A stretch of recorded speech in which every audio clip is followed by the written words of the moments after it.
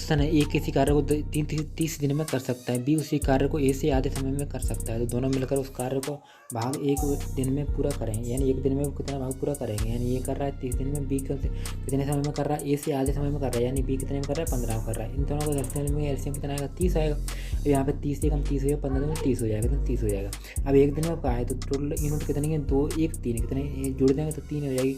और 3 यूनिट 1 दिन में कितने का 3 यूनिट करेंगे, तो 3 यूनिट करेंगे 1 दिन में, कितनी में से करेंगे तो 30 में से करेंगे। तो 3 एकम 3 3 नाम 30, 1/10 क्या हो जाएगा काम हो